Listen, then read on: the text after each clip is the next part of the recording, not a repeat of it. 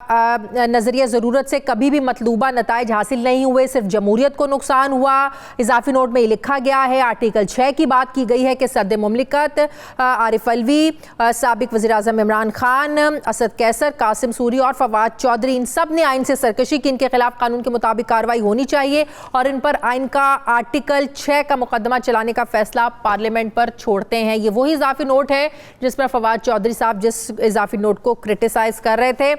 मुझे ज्वाइन कर रहे हैं पाकिस्तान पीपल्स पार्टी के सीनियर रहनुमा हैं, माहिर कानून हैं, बैरिस्टर चौधरी एतजाज़ अहसन। अस्सलाम वालेकुम, बहुत बहुत शुक्रिया चौधरी साहब आपका। एतजाज़ अहसन साहब, इस सारी फैसले के बाद इजाफी नोट में जो लिखा गया आर्टिकल 6 की बात की, इस सब का लुबे लुबाब आप समझते हैं कि आर्टिकल 6 बनता है, आर्टिकल 6 की कार्रवाई होनी चाहिए इस पर? जहाँ तक तो इजाफी नोट का ताल्लुक है ना, इसमें तो मैं फवाद चौधरी की बातों से बिल्कुल मुत्तफिक हूँ। ये जज साहब को क्या ये आर्टिकल 6 ना हो गया, ये हर वायलेशन ऑफ द कॉन्स्टिट्यूशन पे अगर आर्टिकल 6 लगना शुरू हुआ तो जो हाई कोर्ट के जज रोजाना फैसले देते हैं जिनको सुप्रीम कोर्ट अपसेट कर देता है, ये जिसमें उनको कलअदम करार दे देता है कि ये आइन के खिलाफ जजमेंट आइन के मुताबिक नहीं है, क्या उन हाईकोर्ट के जजों को भी फिर आर्टिकल 6 लगना चाहिए? ये जो डिस्ट्रिक्ट जज, डिस्ट्रिक्ट एंड सेशन जज सजाए मौत किसी को देता है और हाईकोर्ट उसको खिलाफ कानून कह देती है, और अगर खिलाफ कानून है तो खिलाफ आइन भी है आर्टिकल 5 के तहत, और अगर ये खिलाफ कानून आइन है और उस पर आपने आर्टिकल 6 लगा देना है तो फिर तो वाकई वो जिसका कह रहा है कि रस्सियां कम हो जाएंगी, ये तो कत्लगाह बन जाएगी। ये आइन ना हुआ, कत्लगाह हो गई। और आपको मैं एक चीज बताऊं कि आइन की खिलाफ वर्जी कम से कम हजार मरतबा हर रोज होती है पाकिस्तान में। किस तरह कि कराची से लेकर खैबर तक जितना डिप्टी कमिश्नर है, जितना इनकम टैक्स अफसर है, वो जो अगर गलत डिप्टी कमिश्नर किसी को सुने बगैर फैसला कर देता है, या वो जो इनकम टैक्स आर्टिकल 6 जिन्होंने फ्रेम किया था पीपल्स एतजाज साहब, उनका मुद्दा तो ये था ना कि कोई फौजी डिक्टेटर, कोई ताले आजमा जो है वो कोशिश ना करे, मुसल्लत ना हो, मार्शल लॉ ना लग जाए, आइन को खत्म हो जाए। तो आइन खत्म होने की बात ही ना, यहाँ आइन खत्म तो नहीं हुआ कि आइन को अब खत्म कर दें और अपनी मर्जी का। ये आइन की खिलाफ वर्जी तो सुप्रीम कोर्ट के जज, अगर अब ये जो माइनॉरिटी जज हैं, इन्होंने जो फैसला दिया मेजॉरिटी तो उनके साथ एग्री नहीं करती। अगर मेजॉरिटी नहीं एग्री करती तो इन्होंने गलत फैसला दिया है, ये आइन की खिलाफ वर्जी कर दी है इन्होंने। फिर आर्टिकल 6 इन पे भी लगेगा सही कि वो तो असल लॉ तो वो है जो मेजॉरिटी और अक्सरियती फैसला, वो कानून है और आइन है। ये तो एक राय है और राय इन्होंने इस तरह गलत दी है। इजाफी नोट की कोई हैसियत नहीं है, आप ये कह रहे हैं? इजाफी नोट की कोई हैसियत नहीं। और एक चीज मैं आपको चलते बता दूं कि ये इस तरह अगर होने लगे कि हर आइन की खिलाफ वर्जी पे आप कहें कि जी इस पे आर्टिकल 6 लगाओ, सदर पे लगाओ, उसपे आपको पता है कि नवाज शरीफ की असेंबली 1993 में असेंबली भी हुकूमत भी ये तहलील कर दी थी, सदर गुलाम इसाक खान तहलील कर दी थी, बर्खास्त कर दी थी काबीना भी और पूरी असेंबली भी। और सुप्रीम कोर्ट ने ये इसने 17 अप्रैल को तहलील की थी 1993 और 26 मई को सुप्रीम कोर्ट ने बहाल कर दी थी असेंबली और कहा था कि सदर का ये एक्शन खिलाफ आइन है। क्या सदर इसाक खान पे किसी ने कहा कि आर्टिकल 6 लगाओ? उसने खत्म कर दी थी असेंबली। वो तो सदर के पास तो इख्तियार आपने आइन में दिया हुआ था ना 58(2)B के तहत। नहीं, वो दिया हुआ था, पर उसको तो सुप्रीम कोर्ट ने कह दिया ना कि गलत आपने इस्तेमाल किया है, उसकी तौसीक नहीं की। सुप्रीम कोर्ट ने बहाल कर दी असेंबली और कहा कि ये आइन के बिल्कुल खिलाफ इसने एक्शन लिया है सदर ने, और सदर का एक्शन जीरो कर दिया। अब वहाँ क्या आर्टिकल 6 लग गया गुलाम इसाक खान। अच्छा एतजाज साहब एक चीज बताएं, एक तो आइन आप बिल्कुल खत्म कर दें, मार्शल लॉ ले आएं, अपना कानून ले आएं, आइन से आइन के मुताबिक ना चलें, एक तो ये चीज है। एक है आइन से मुनहरिफ होना, आइन से हटकर कोई काम करना, इन दोनों में क्या फर्क है और आइन से मुनहरिफ होने की क्या सजा है? आइन से कौन मुनहरिफ हो रहा है? आइन से मुनहरिफ वो डिप्टी स्पीकर तो नहीं हो रहा, वो तो अपने वो गलत फैसला कर रहा है, ये यकीन है, ये गलत फैसला कर रहा है। पर वो बगावत तो नहीं, लेकिन फैसले में कहा है ना कि आइन के आर्टिकल 95(2) के तहत स्पीकर तहरीक अदम एतमाद पर वोटिंग करवाने का पाबंद है आइन के तहत, जो उन्होंने नहीं करवाई। नहीं, वो बिल्कुल उसने गलत किया, इसीलिए सुप्रीम कोर्ट ने दो अलग बातें हैं। एक है कि क्या डिप्टी स्पीकर से या स्पीकर से गलती हुई, गलत फैसला हुआ कि ना हुआ। एक है कि उसको क्या इसमें फांसी लगा देनी चाहिए। इसमें प्रेसिडेंट अलवी को भी फांसी, प्राइम मिनिस्टर इमरान खान को, ये सिविलियंस के साथ ये होगा। ये मैं आपको बताऊं मैं क्यों इस पे परेशान हूँ। हाँ। कि ये कल मुस्लिम लीग नवाज पे भी लगेगा, पीपल्स पार्टी पे भी लगेगा। ये कानून सिविलियंस के लिए और बनाते हैं।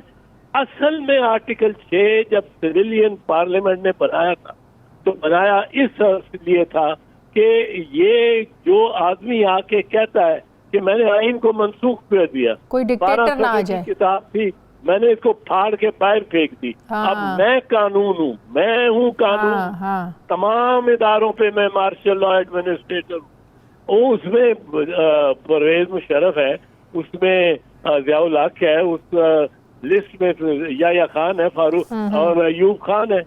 अब ये कोई सिविलियन के साथ आइन की खिलाफ वर्जी हो जाए।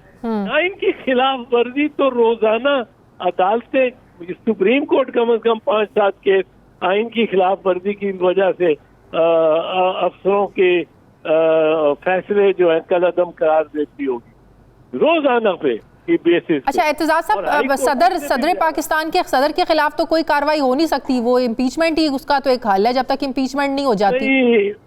वो बिल्कुल 248 आर्टिकल जो है वो ये कहता है, बिल्कुल कहता है। हाँ। पर ये तो कह रहे हैं ना कि उड़ा दो।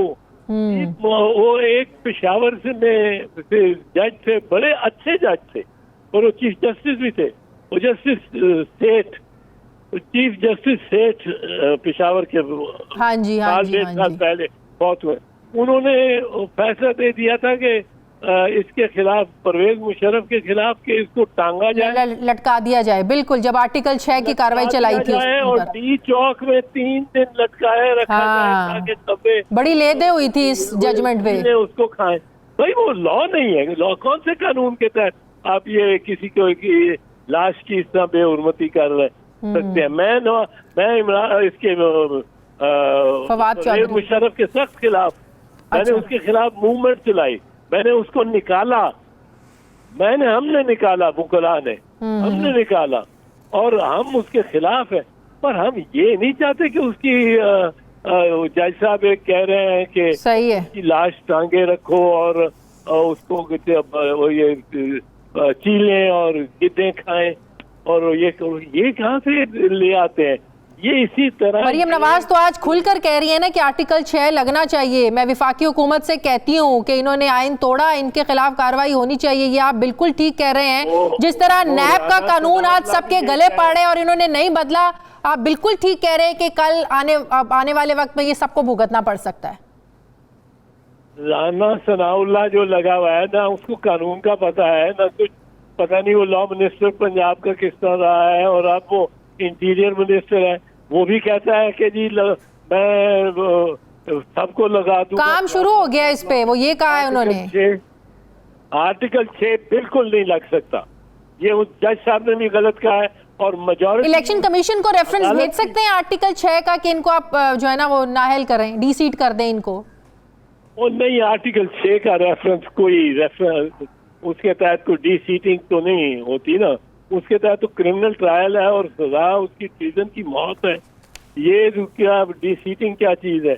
और ना इससे ये हो सकता है। ये बात ही गलत है कि आर्टिकल 6 ऐसी चीज है कि जो जो उठाए वो चल जाए, जो गलती करे उस पर आर्टिकल 6 लगा दो, तो यहाँ तो सारा आइन और सरजमीन पाकिस्तान सारी मकतल बन जाएगी। आप ये आपने कर दिया कि वो उसका फैसला गलत है, उसको सेटिसाइड कर दी। उससे भी मैं वैसे समझता हूँ कि ये जो मामला है ना कि क्या सुप्रीम कोर्ट को करना चाहिए था और क्या फैसला सुप्रीम कोर्ट का। देखो, जिस नुक्ते से आप आगाज करते हैं और जिस समत पकड़ लेते हैं वो डिटरमिन करती है, तयन करती है कि आपकी माँ आप किस नतीजे तक पहुंचे। अब अगर आप इस नुक्ते से शुरू होते हैं कि डिप्टी स्पीकर जो पूरी है उसने गलत तौर पे दरखास्त किया हाउस को और निकल गया और वोटिंग नहीं होने दी। हाँ। वोटिंग हक था, बिल्कुल सुप्रीम कोर्ट ने ठीक कहा, ये वोटिंग उन MNA का हक था जो उसके खिलाफ, इमरान के खिलाफ लाना चाहते थे वोट ऑफ नो कॉन्फिडेंस। लेकिन अब इसको, इसी मामले को आप एक और नुक्ता आगाज से शुरू कर दें, फर्ज करें। वो नुक्ता आगाज ये है कि रिपोर्ट जो मिनट्स जब नेशनल सिक्योरिटी कमेटी ने पहली दफा डिस्कस किया, जब इमरान खान उस पर सदारत कर रहा है तो बतौर वजीर आजम, तो उन्होंने उस पर कहा है कि मदाखलत हुई है और एहतजाज करो, मदाखलत हुई है। अब ये कहते हैं कि साजिश नहीं हुई, मदाखलत हुई। भाई अगर इरादा होगा तो उसके बाद ही अमल होगा ना। अगर मैं इरादा करता हूँ कि मैं अभी जहाँ बैठा हूँ उठ के बाहर चला जाऊँ तो उसके बाद अमल करूंगा, तो अगर अमल हो गया है। लेकिन अदालत ने फैसले में ये भी तो कहा है ना कि कोई इन्होंने मतन पेश नहीं किया, मतन की मैं बता रहा हूँ ना, मैं बता रहा हूँ, इन्होंने वो अदालत ने रिलाई किया है उस minutes of the meeting of the जो डिसीजन नेशनल सिक्योरिटी कमेटी है, उस पे अगर आप रिलाई करते हो तो आप ये मानते हो कि मदाखलत हुई है, क्योंकि उसने कहा है कि मदाखलत हुई। अगर मदाखलत हुई है तो साजिश भी हुई है, क्योंकि साजिश इरादा है, मदाखलत उस पे अमल है। साजिश अगर इरादा नहीं होगा तो अमल ही नहीं होगा, और अगर अमल हुआ है तो यकीनन इरादा हुआ है पहले। लेकिन हमारी एस्टेब्लिशमेंट तो बारहा ये क्लियर कर चुकी है कि साजिश के कोई सबूत नहीं मिले। DG ISPR मीडिया पर आकर ये बात कर चुके हैं। ये और DG ISI को क्या पता, DG ISPR का मैं लॉ आपको बता रहा हूँ, ये मुमकिन नहीं है कि कोई अमल हो जो कि गैर कानूनी हो, गैर आईनी हो या क्रिमिनल अमल हो और उसके पीछे इरादा ना हो। इरादा ना हो तो फिर वो गैर कानूनी, गैर आईनी नहीं है। अब ये कहते हैं कि अमल हुआ है, मदाखलत हुई है। दूसरी मीटिंग में जिसपे शहबाज शरीफ सदारत करता है उसमें भी उसके उन पहले मिनट्स को मतलब उसकी तौसीक की जाती। अब जब ये कमेटी कह रही है, नेशनल सिक्योरिटी कमेटी के मदाखलत हुई है, तो उसमें ये यकीनन है कि इरादा हुआ है पहले, यानी साजिश हुई है और मदाखलत उसके बाद हुई है। अब अगर ये हुई है तो उसके बाद